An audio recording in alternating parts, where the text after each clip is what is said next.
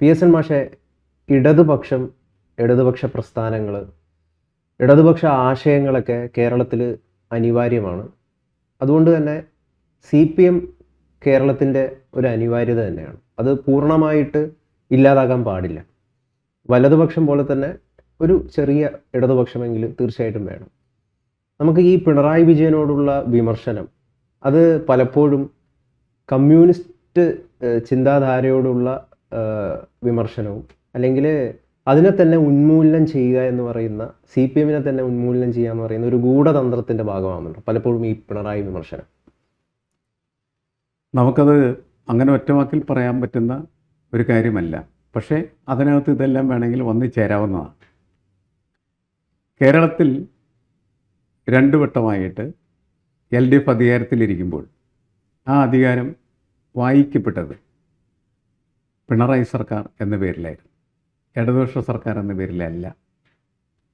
അപ്പോൾ എല്ലാം പിണറായി സർക്കാർ എന്ന് പറയുമ്പോൾ പിണറായി എന്ന് പറയുന്ന വ്യക്തിയിലേക്ക് കേന്ദ്രീകൃതമായ ഒരു നരേറ്റീവ് അതിനുണ്ട്.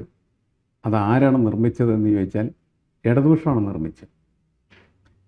കാരണം പിണറായി വിജയനെ ക്യാപ്റ്റനായി അവതരിപ്പിച്ചുകൊണ്ട് ഇടതുപക്ഷത്തിൻ്റെ പ്രചാരണം മുന്നോട്ട് പോവുകയും ആ പ്രചാരണത്തിൽ മുഖ്യ കഥാപാത്രം പിണറായി വിജയനായി മാറുകയാണ്. പിന്നെ സർക്കാർ വരുന്നു, അത് പിണറായി സർക്കാരെന്ന് വായിക്കുന്നു. നായനാർ സർക്കാരെന്നോ അല്ലെങ്കിൽ VS സർക്കാരെന്നോ പറയുന്നതിനേക്കാൾ 10 ഇരട്ടി ആവർത്തിക്കപ്പെട്ടതാണ് പിണറായി സർക്കാർ എന്ന് പറയുന്നത്. അപ്പോൾ ഇടതുപക്ഷ സർക്കാരിന് പകരം പിണറായി സർക്കാർ എന്നത് ഒരു നരേറ്റീവാണ്. ആ നരേറ്റീവ് ഡെവലപ്പ് ചെയ്യുമ്പോൾ പിണറായി വിജയൻ എന്ന് പറയുന്ന വ്യക്തിയിൽ കേന്ദ്രീകരിച്ചാണ് ആ സർക്കാരിൻ്റെ സ്വഭാവങ്ങൾ വായിക്കപ്പെടുന്നത്. ഈ സർക്കാരിന് എന്തൊക്കെ സ്വഭാവമുണ്ടോ അതെല്ലാം പിണറായിയുടെ സ്വഭാവമായിട്ട് കോറിലേറ്റ് ചെയ്തിട്ടായിരിക്കും വായിക്കപ്പെടുന്നത്. അങ്ങനെ സർക്കാർ ചെയ്യുന്ന നല്ലതും ചീത്തയായ കാര്യങ്ങളൊക്കെ തന്നെ പിണറായി ചെയ്യുന്ന നല്ലതും ചീത്തയായ കാര്യങ്ങളായിട്ട് വ്യാഖ്യാനിക്കപ്പെടുകയും അത് ആളുകൾ അക്സെപ്റ്റ് ചെയ്യുകയും ചെയ്യും. ഇത് രാഷ്ട്രീയമായിട്ട് ഇടതുപക്ഷത്തിൻ്റെ ഒരു പരാജയമാണ്. കാരണം ഇടതുപക്ഷ രാഷ്ട്രീയത്തെയോ ഇടതുപക്ഷ പ്രത്യയശാസ്ത്രത്തെയോ യഥാർത്ഥത്തിൽ ഇത്തരം നരേറ്റീവുകൾ വളർത്തുകയോ വികസിപ്പിക്കുകയോ ചെയ്യുന്നില്ല. അതുകൊണ്ട് എന്ത് സംഭവിക്കുന്നു? പിണറായി വിജയൻ എന്ന് പറയുന്ന വ്യക്തിയുടെ മോശമായ വശങ്ങൾ, അദ്ദേഹം ഉപയോഗിക്കുന്ന വാക്കുകൾ, അദ്ദേഹത്തിൻ്റെ സമീപനങ്ങൾ, പ്രവർത്തനങ്ങൾ, ഇതെല്ലാം തന്നെ ഇടതുപക്ഷ പ്രസ്ഥാനത്തിൻ്റെ വാക്കുകളായിട്ടും സമീപനങ്ങളായിട്ടും വ്യാഖ്യാനിക്കപ്പെടുകയും ഇടതുപക്ഷം എന്നത് പിണറായി വിജയൻ എന്ന നാമത്തിലേക്ക് സമീകരിക്കപ്പെടുകയും ചെയ്യും.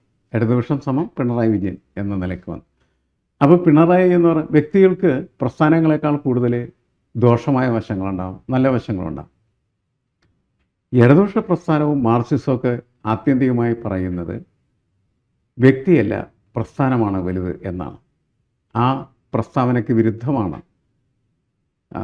ഈ പിണറായി വിജയൻ സർക്കാരിൻ്റെ വായന എന്നത് മനസ്സിലാക്കേണ്ടതാണ്. കാരണം ഇടതുപക്ഷ പ്രസ്ഥാനം പറയുന്ന വ്യക്തിയല്ല പ്രസ്ഥാനമാണ് വലുത്. പക്ഷേ ഇടതുപക്ഷ സർക്കാർ വരുമ്പോൾ ഇടതുപക്ഷം പറയുന്നു വ്യക്തിയാണ് പ്രധാനം, പിണറായിയാണ് പ്രധാനം എന്ന് പറയും. ഇതൊരു വൈരുദ്ധ്യമാണ്. ഈ വൈരുദ്ധ്യത്തെ തിരിച്ചറിയുകയോ അതിനെ ചോദ്യം ചെയ്യുകയോ വിചാരണ ചെയ്യുകയോ അതിനെ മറികടക്കാനായിട്ടുള്ള വഴികൾ അന്വേഷിക്കുകയോ അല്ല ചെയ്തത് ഇടതുപക്ഷം. പകരം പിണറായി വിജയൻ എന്ന് പറയുന്ന വ്യക്തിയെ മഹത്വവൽക്കരിക്കാനായിട്ട് ശ്രമിക്കുകയാണ് ചെയ്തത്. അല്ല, അതിലൂടെ CPM തന്നെ തകർക്കാനുള്ള ലക്ഷ്യമുണ്ടോ? അല്ല, അത് ആരെങ്കിലും നിർമ്മിച്ചതാണെന്ന് ചോദിച്ചാൽ അവർ തന്നെ നിർമ്മിച്ചതാണല്ലോ. പുറത്തുനിന്നാണല്ലോ പറഞ്ഞതല്ല, അത് അകത്തുനിന്ന് വരുന്നതാണ്. അകത്തുനിന്ന് വരുന്നതെന്ന് വെച്ചാൽ പാർട്ടിക്ക് അകത്തുനിന്ന് വരുന്നതാണ്. പിണറായി വിജയൻ്റെ ആളുകളുമായി ബന്ധപ്പെട്ട് നിൽക്കുന്ന ഒരു കോക്കസിൻ്റെ നിർമ്മിതിയായിട്ട് അത് മാറിത്തീരുകയാണ്. അല്ല മാഷെ, ഞാൻ പറഞ്ഞത് പിണറായി വിജയൻ്റെ തെറ്റുകളെ അല്ലെങ്കിൽ ആ സർക്കാരിന് സംഭവിക്കുന്ന വിമർശനങ്ങളെ നമ്മൾ ചൂണ്ടിക്കാണിക്കണം. പക്ഷേ അത്തരത്തിൽ പലരും ചൂണ്ടിക്കാണിക്കുമ്പോൾ അത് പിണറായിയോട് മാത്രമുള്ള ഒരു വിമർശനമല്ല, അത് ഈ മൊത്തത്തിൽ കമ്മ്യൂണിസം എന്ന് പറയുന്ന പ്രത്യയശാസ്ത്രത്തിനോട് തന്നെയുള്ള ഒരു വിമർശനമായിട്ടും അല്ലെങ്കിൽ ഈ CPM എന്ന് പറയുന്ന പാർട്ടിയെ തന്നെ കടമുഴക്കി ഇല്ലാതാക്കണമെന്ന് പറയുന്ന ഒരു ഗൂഢതന്ത്രത്തിലേക്കും മാറിത്തീരുന്നുണ്ടോ എന്നുള്ളതാണ്. പിണറായി തീർച്ചയായിട്ടും വിമർശിക്കാം. അതെ, അതൊരു ഗൂഢതന്ത്രമാണ്. ഗൂഢതന്ത്രമായി മാറുമ്പോൾ സാധാരണ രീതിയിൽ എന്ത് ചെയ്യണം? അത് തിരിച്ചറിയാനായിട്ട് ഇടതുപക്ഷത്തിന് കഴിയണം. അത് പക്ഷേ ഇടതുപക്ഷത്തിന് കഴിഞ്ഞില്ല. ആ ഗൂഢതന്ത്രം വലിയ തോതിൽ വളർന്ന് വലുതായി അങ്ങനെ ഇടതുപക്ഷത്തെ ഇല്ലായ്മ ചെയ്യുന്നതിനുള്ള ഒരു പ്രതീകമായി പിണറായി വിജയൻ മാറി. ആ ഗൂഢതന്ത്രം ഒരുപക്ഷെ തിരിച്ചറിയാൻ പറ്റാത്തതുകൊണ്ടായിരിക്കും ഈ LDF അല്ലാതെ മറ്റാരുണ്ട് എന്ന് പറയുന്ന പ്രചരണ തന്ത്രം പോലും ഇറക്കുന്നത്. LDF 3.0 എന്നൊക്കെ പറയുന്നുണ്ടല്ലോ, വീണ്ടും വരുമെന്ന്. അതെ അതെ, അത് തിരിച്ചറിയപ്പെടുന്നില്ല എന്ന് പറയാൻ കാരണം എന്ന് വെച്ചാൽ കേരളത്തിൽ ശക്തനായിട്ടുള്ളൊരു നേതാവിൻ്റെ സാന്നിധ്യം ആവശ്യമാണ്. ശക്തനായിട്ടുള്ള നേതാവിൻ്റെ സാന്നിധ്യം ആവശ്യമാണ് എന്നത് കോൺഗ്രസ് നമ്മളെ പഠിപ്പിച്ചുകൊണ്ടിരിക്കുകയാണ്. കോൺഗ്രസ്സിനൊരു നേതാവില്ല. അതുകൊണ്ട് പല നേതാക്കളിലേക്കും അവരുടെ കോൺസെൻട്രേഷൻ കേന്ദ്രീകരിക്കുന്ന കാഴ്ച നമുക്ക് കാണാം. ആരാണ് മുഖ്യമന്ത്രി എന്ന് പറയുന്ന ചോദ്യം. ഇപ്പുറത്ത് അങ്ങനത്തെ ചോദ്യമില്ല. ആരാണ് മുഖ്യമന്ത്രി എന്ന ചോദ്യമില്ല. കാരണം ഇവിടെ ഒരു മുഖ്യമന്ത്രി ഉണ്ട്, ഒരു നേതാവുണ്ട് എന്നുള്ളതാണ്. അതതിൻ്റെ പോസിറ്റീവ് ആസ്പെക്റ്റാണ്. ആ പോസിറ്റീവ് ആസ്പെക്റ്റ് വെച്ചുകൊണ്ടാണ് ഈ പ്രചരണത്തിന് ആവശ്യമായിട്ടുള്ള മുദ്രാവാക്യത്തെ നിർമ്മിച്ചെടുക്കുന്നത്. LDF അല്ലാതെ മറ്റാരുണ്ട് എന്ന ചോദ്യം അങ്ങനെയാണ്. പിണറായി അല്ലാതെ മറ്റാരുണ്ട് എന്ന ചോദ്യത്തിന് സമാനമായ ഒരു സംഭവമായിട്ട് അത് മാറിത്തീരുകയാണ് ചെയ്യുന്നത്. അത് ഇത് ഈ ഇടതുപക്ഷത്തിനുള്ള നഷ്ടമാണ്. അതോടൊപ്പം തന്നെ മറ്റൊരു വശത്തെ ലാഭമാണ്. ഈ രണ്ടും നിലനിൽക്കുന്നതിൻ്റെ പേരിലാണ് സത്യത്തിൽ ഇത് മുന്നോട്ട് പോയിക്കൊണ്ടിരിക്കുന്നത്. ഒരു ചോദ്യം ഞാൻ തിരിച്ചങ്ങോട്ട് വയ്ക്കും. പിണറായിക്ക് പകരം ഒരു നല്ല മുഖ്യമന്ത്രി എന്ന് പറയാവുന്ന മുഖ്യമന്ത്രി ഈ LDFനുണ്ടായിരുന്നെങ്കിൽ ആ മുഖ്യമന്ത്രിയുടെ നന്മകൾ എന്ന് പറയുന്നത് CPMൻ്റെ നന്മകളായിട്ട് വ്യാഖ്യാനിക്കപ്പെടുമായിരുന്നു? ഇല്ല. അതാണ് പ്രശ്നം. അതാണ് മനസ്സിലായേ? ഇപ്പം നമുക്ക് സോവിയറ്റ് റഷ്യയിലെ ഗ്രേറ്റ് പർജിനെ കുറിച്ചൊക്കെ അറിയാം. അതേപോലെ പാർട്ടിയിൽ പർജ് നടത്തിയ ആളാണ് പിണറായി വിജയൻ എന്നല്ലേ. നല്ല നേതാക്കളെ ഉന്മൂലനം ചെയ്തു, താൻ മാത്രം തൻ്റെ ഒറ്റ ഏകഛത്രാധിപതി എന്നൊക്കെ പറയുന്ന പോലെ ഒരു സ്ഥാനത്തേക്ക് അദ്ദേഹം വന്നു എന്നുള്ളതാണ്. പർജിങ് എന്ന് പറയുന്നത് പിണറായി വിജയനിൽ ആരംഭിച്ചതല്ല. പർജിങ് എന്ന് പറയുന്നത് കമ്മ്യൂണിസ്റ്റ് പ്രസ്ഥാനത്തിൻ്റെ ചരിത്രവുമായി ബന്ധപ്പെട്ട് കിടക്കുന്ന ഓരോ കാലഘട്ടത്തിലും ഓരോരോ നേതാക്കൾ വരികയും അവർക്കിഷ്ടമില്ലാത്ത ആളുകൾ പർജ് ചെയ്യപ്പെടുകയും ചെയ്യും. MP രാഘവൻ എന്തുകൊണ്ട് CPMൽ നിന്ന് പുറത്തായി? MP രാഘവൻ്റെ താല്പര്യപ്രകാരമായിരുന്നില്ല.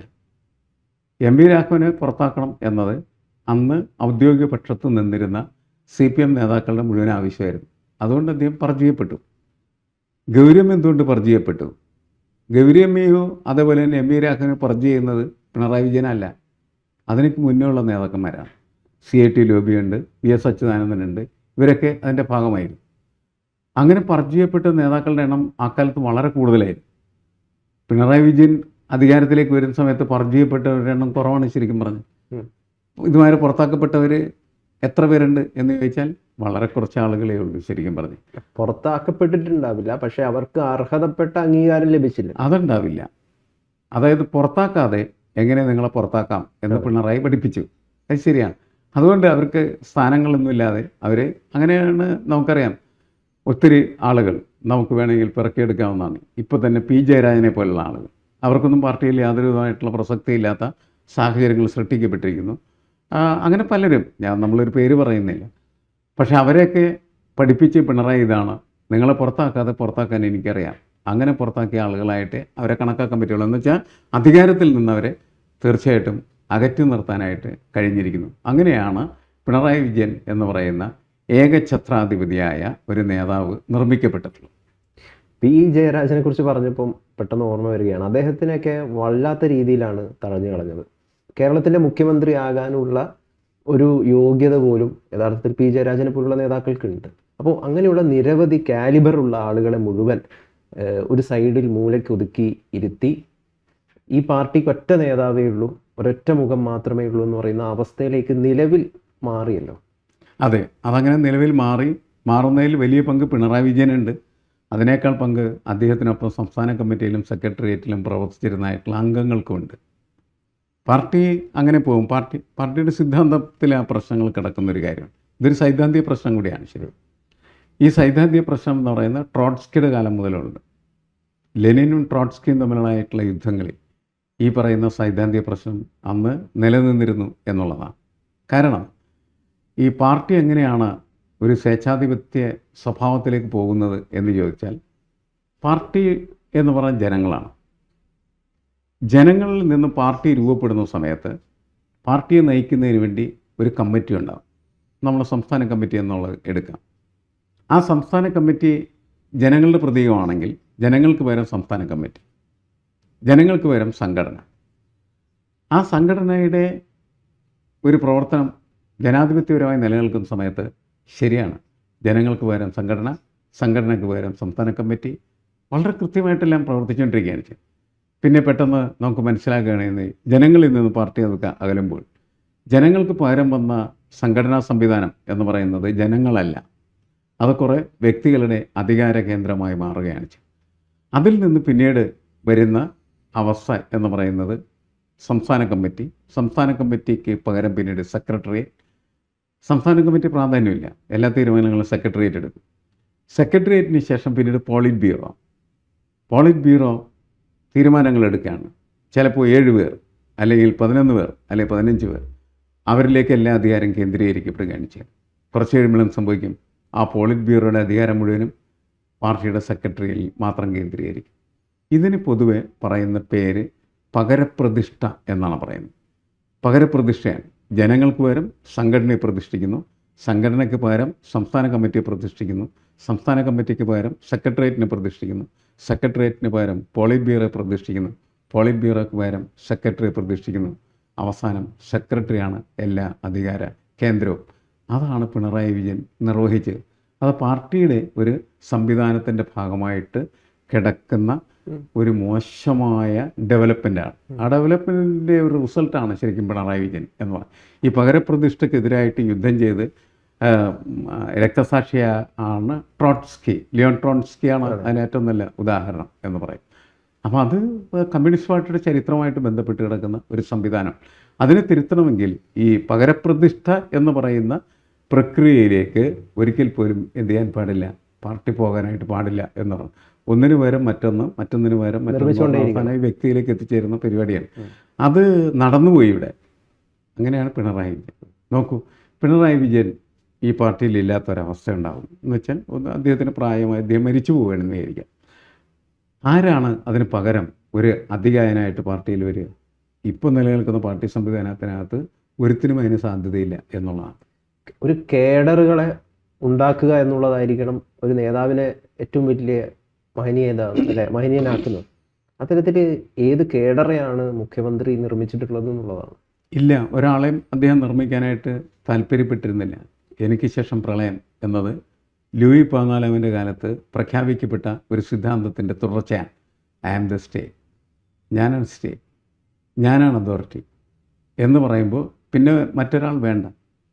ഇപ്പോൾ EMS ഒക്കെ ഈ പാർട്ടിക്കകത്ത് പോളിറ്റ് ബ്യൂറോ മെമ്പറും അതുപോലെ അഖിലേന്ത്യാ സെക്രട്ടറിയൊക്കെ ആയിരുന്ന സമയത്ത് അദ്ദേഹം എന്താ ചെയ്ത്, പാർട്ടിയിൽ വളർത്തിക്കൊണ്ടുവരുന്ന കേഡർമാർ എന്ന നിലക്ക് പ്രകാശ് കാരാട്ടിനെയും സീതാറാം യെച്ചൂരിയെയും ഒപ്പം കൊണ്ടുവരണം. അവരെ എല്ലാ പരിപാടികളിലും പങ്കെടുപ്പിക്കും, വിദേശത്ത് കൊണ്ടുപോകും, വിദേശ കോൺഫറൻസുകളിൽ പങ്കെടുപ്പിക്കും, നോട്ടുണ്ടാക്കാനും പ്രസംഗിക്കാൻ ആവശ്യമായിട്ടുള്ള കുറിപ്പുണ്ടാക്കാനും ഒക്കെ അവരോട് ആവശ്യപ്പെടും. അങ്ങനെ എങ്ങനെയാണ് ഈ ദേശീയ തലത്തിൽ, പ്രാദേശിക തലത്തിൽ, ദേശീയ തലത്തിൽ, അന്തർദേശീയ തലത്തിൽ ഒക്കെ കമ്മ്യൂണിസ്റ്റ് പാർട്ടിയുടെ പ്രവർത്തനങ്ങൾ നടത്തേണ്ടത് എന്നതിന് പ്രായോഗികമായ പരിചയം കൊടുക്കുകയും അവർ പിന്നീട് ഇന്ത്യയിലെ കമ്മ്യൂണിസ്റ്റ് പ്രസ്ഥാനത്തിൻ്റെ ശക്തരായിട്ടുള്ള നേതാക്കളായി മാറിത്തീരുകയും ചെയ്തു. അതുപോലെ മറ്റൊരാളെ നിർമ്മിക്കുന്നതിൽ കഴിവില്ലാത്ത ഒരാളാണ് പിണറായി വിജയൻ എന്നാണ് ഞാൻ പറയുന്നത്. കഴിവില്ലായ്മയാണത് ശരി. കാരണം എന്ന് വെച്ചാൽ പിണറായി വിജയൻ നിലനിൽക്കുന്നത് CPM എന്ന് പറയുന്ന പ്രസ്ഥാനം നിലനിൽക്കുന്നതുകൊണ്ടാണ്. അദ്ദേഹത്തിന് ഏറ്റവും കൂടുതലായിട്ടുള്ള കൂറുണ്ടാവേണ്ടത് CPM എന്ന് പറയുന്ന പ്രസ്ഥാനത്തിനോടാണ്. ആ പ്രസ്ഥാനം ഉള്ളതുകൊണ്ടാണ് പിണറായി 1 ഉണ്ടായത്, പിണറായി 2 ഉണ്ടായത്, പിണറായി 3 ഇനി ഉണ്ടാകുകയും ചെയ്യുന്നത്. അപ്പോൾ അദ്ദേഹം ആത്യന്തികമായിട്ട് തീരുമാനിക്കേണ്ടതെന്നാണ്, തന്നെ ഇങ്ങനെ ആക്കിയ, തന്നെ ഒന്നാമനാക്കിയ, തന്നെ മുഖ്യമന്ത്രിയാക്കിയ ഈ പാർട്ടി നിലനിൽക്കണമെങ്കിൽ ഈ പാർട്ടിയെ മുന്നോട്ട് കൊണ്ടുപോകാനായിട്ടുള്ള അടുത്ത തലമുറയെ താൻ തന്നെയാണ് നിർമ്മിക്കേണ്ടത് എന്ന് അദ്ദേഹം കരുതേണ്ടതായിരുന്നു. അത് അദ്ദേഹത്തിന് കഴിഞ്ഞില്ല എന്നാണ് നമ്മൾ തിരിച്ചറിയുന്നത്. അങ്ങനെയാണെങ്കിൽ കേരളത്തിൽ നിന്ന് ഇടത് ചിന്ത, ഇടത് ബോധം പതുക്കനെ പൂർണ്ണമായിട്ടും ഇല്ലാതായിക്കൊണ്ടിരിക്കുന്ന ഒരു അവസ്ഥയാണ്. കൂടുതൽ വലത് ബോധമാണ് ആളുകളെ പോലും സ്വാധീനിക്കുന്നത്, ആളുകളുടെ ചിന്തകളെ പോലും. അപ്പോൾ ഇത്തരത്തിലുള്ളൊരു മാറ്റത്തിലേക്ക് യഥാർത്ഥത്തിൽ പിണറായി വിജയൻ എന്ന് പറയുന്ന ഒരു നേതാവിന് അദ്ദേഹത്തിൻ്റെതായ വലിയൊരു പങ്കുണ്ട്. അതുകൊണ്ട് തന്നെ ആയിരിക്കാം ഒരു പക്ഷേ നമുക്കറിയാം CPMൻ്റെ ഏറ്റവും വലിയ വോട്ട് ബാങ്ക് എന്ന് പറയുന്നത് ഹിന്ദുക്കളാണ്. ഹിന്ദു സമുദായത്തെ ഇന്ന് സ്വാധീനിക്കുന്ന ഒരുപാട് ഗുരുക്കന്മാരൊക്കെ ഉണ്ട്, രാഷ്ട്രീയപരമായിട്ടും ആധ്യാത്മികപരമായിട്ടും. അതിലൊരാളാണ് സ്വാമി ചിദാനന്ദപുരി. അദ്ദേഹം കഴിഞ്ഞ ദിവസം ഒരു അഭിപ്രായം രേഖപ്പെടുത്തിയിട്ടുണ്ടായി, വീണ്ടും പിണറായി തന്നെയാണ് അധികാരത്തിൽ വരേണ്ടത്, അങ്ങനെ വരാനാണ് ഞങ്ങളെല്ലാവരും ആഗ്രഹിക്കുന്നത്. അതിൻ്റെ കാരണം എന്ന് പറയുന്നത് CPMനോടുള്ള കൂറോ അല്ലെങ്കിൽ എന്തെങ്കിലും രീതിയിലുള്ള ഇഷ്ടമോ ഒന്നുമല്ല, എങ്കിൽ മാത്രമേ വീണ്ടും BJPക്ക് അടുത്ത തവണ വരാൻ സാധിക്കുള്ളൂ. ഈ ഒരു കാര്യമുണ്ടല്ലോ, ഇത് ഒരുപാട് ആളുകളെ സ്വാധീനിക്കുന്നുണ്ട്. അതുകൊണ്ടാണ് ചോദിക്കുന്നത്, പിണറായി വിരുദ്ധത എന്ന് പറയുന്നത് CPMനെ ഇല്ലാതാക്കാനുള്ള ഒരു ഗൂഢതന്ത്രമായിട്ട് മാറുന്നുണ്ടോ? പിണറായി വിരുദ്ധന്മാരിൽ BJPക്കാരുമുണ്ട്, കോൺഗ്രസ്സുകാരുമുണ്ട്. പിണറായി വിരുദ്ധന്മാർ എന്ന് പറയുന്നത് കോൺഗ്രസ്സുകാരുണ്ട്, BJPക്കാരെന്നുള്ളത് ശരിയാണെങ്കിൽ പോലും ഈ സ്വാമി ചിദാനന്ദപുരി പറഞ്ഞതുപോലെ പറയാൻ കോൺഗ്രസ്സുകാർക്ക് കഴിയും? കോൺഗ്രസ്സുകാർക്ക് കഴിയില്ല. കോൺഗ്രസ്സുകാർക്ക് ഇനി ഒരു വട്ടം കൂടി അധികാരത്തിൽ വരാതിരുന്നാൽ കോൺഗ്രസ് ഇല്ലാതാവും എന്ന് തിരിച്ചവർക്കാണ്. BJPയെ സംബന്ധിച്ചിടത്തോളം അങ്ങനെ പറയാം, കാരണം അവർ അധികാരത്തിലെത്താനുള്ള സാധ്യത കുറവാണ്. അപ്പോൾ അവർ അധികാരത്തിലെത്തിയില്ലെങ്കിൽ CPMന് പകരം പിന്നീട് അധികാരത്തിലെത്തുന്ന ആരാണ് എന്ന് ചോദിച്ചാൽ അത് കോൺഗ്രസ് ആയി. കോൺഗ്രസ് അധികാരത്തിലെത്തുമ്പോൾ കോൺഗ്രസ് വളരും. കോൺഗ്രസ് അങ്ങനെ വളർന്നു കഴിഞ്ഞാൽ ഈ പ്രതിപക്ഷത്തിൻ്റെ സ്പേസിലേക്ക് കയറാനായിട്ടുള്ള BJPയുടെ സാധ്യതയാണ് മങ്ങുന്നത്. അതിന് പകരം CPM വീണ്ടും അധികാരത്തിലേക്ക് വന്നു കഴിഞ്ഞാൽ കോൺഗ്രസ് അധികാരമില്ലാത്തൊരു പാർട്ടി എന്ന നിലക്ക് തളർച്ച നേരിടാൻ സാധ്യതയുള്ള ഒരു പ്രസ്ഥാനമാണ്. അതോടൊപ്പം ഒരു പ്രതിപക്ഷം എന്ന് പറയുന്നത് ജനങ്ങളെപ്പോഴും ഇഷ്ടപ്പെടുന്ന ഒരു കാര്യം.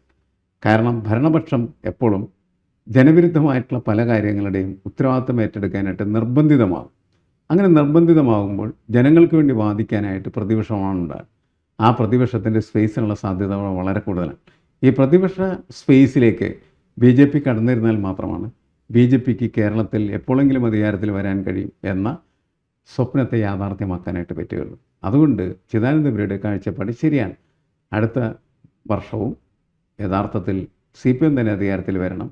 അങ്ങനെ അധികാരത്തിലെത്തിയ CPM കൂടുതൽ ജീർണിച്ച് നശിക്കും. ഒപ്പം കോൺഗ്രസ് അധികാരമില്ലാതെ തളർന്ന അവശരായി നശിക്കും. രണ്ടും നശിക്കുമ്പോൾ അതിൽ നിന്ന് വളമായി അതെല്ലാം വലിച്ചെടുത്ത് വളരാൻ BJP കഴിയും എന്നവർ കരുതുന്നു. അത് ശരിയായൊരു സിദ്ധാന്തമാണ്, ശരിയായ കാഴ്ചപ്പാടാണ്. ഒരുപക്ഷെ തെരഞ്ഞെടുപ്പിൽ ഈ സിദ്ധാന്തം പ്രയോഗിക്കപ്പെട്ടിരുന്നെങ്കിൽ ഉറപ്പായിട്ടും CPM വിജയിച്ചു വരും എന്നുള്ളതാണ്. സിദ്ധാന്തം പ്രയോഗിക്കപ്പെടാനുള്ള സാധ്യത കുറവാണ്. കാരണം രാഷ്ട്രീയം സിദ്ധാന്തം മാത്രമല്ല, അത് പ്രയോഗം കൂടിയാണ്. ആ പ്രയോഗത്തിൽ നമ്മൾ പാർലമെൻറ്റ് രാഷ്ട്രീയത്തിൽ മത്സരിക്കുന്നത് ആരായാലും അവരുടെ ആത്യന്തിക ലക്ഷ്യം അവരുടെ ശക്തി പ്രകടമാക്കുക എന്നുള്ളതാണ്. BJP മത്സരിക്കുകയും BJPയുടെ വോട്ട് BJP കിട്ടാതിരിക്കുകയും ചെയ്താൽ BJP ദുർബലമാക്കപ്പെടും. അതുകൊണ്ട് രാഷ്ട്രീയ പ്രവർത്തകർ ചിദാനന്ദപുരിയുടെ സിദ്ധാന്തത്തെ സ്വീകരിക്കാൻ സാധ്യതയില്ല എന്നാണ് ഞാൻ കണക്കാക്കുന്നത്. രാഷ്ട്രീയപരമായിട്ട് പിണറായി വിജയൻ ഇല്ലാതായാൽ അവിടെ ആ സ്പേസ് യഥാർത്ഥത്തിൽ BJP ആണോ എത്തുക? അതായത് CPM പൊളിച്ചു മാറ്റിയാൽ അത് BJPക്കുള്ള അവസരമാണോ എന്നുള്ളതാണ്. അല്ല, CPM പൊളിഞ്ഞു പോകാനായിട്ടുള്ള സാധ്യതകൾ ഉണ്ടാകുന്നത് തടയാൻ CPMന് തന്നെ കഴിയും. കാരണം CPMന് സംഘടനാ സംവിധാനം നിലവിലുണ്ട്. അത് കോൺഗ്രസിനേക്കാളും BJPയേക്കാളും മെച്ചപ്പെട്ടത്. ആ സംഘടനാ സംവിധാനം ഉപയോഗിച്ച് കുറച്ചും കൂടി ജനാധിപത്യപരമായി പ്രവർത്തിക്കാൻ അതിന് കഴിഞ്ഞാൽ പിണറായി വിജയനും ഇല്ലെങ്കിലും അതിന് മുന്നോട്ട് പോകാൻ കഴിയും. കാരണം ദർ ഇസ് എ സിസ്റ്റം, അവരൊരു സിസ്റ്റം നിലനിൽക്കുന്നു.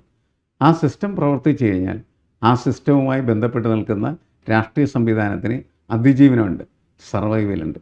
ആ സർവൈവൽ യൂട്ടിലിറ്റിയാണ് പ്രധാനപ്പെട്ടത്. അതവർ നിർവഹിച്ചാൽ മതിയാവും.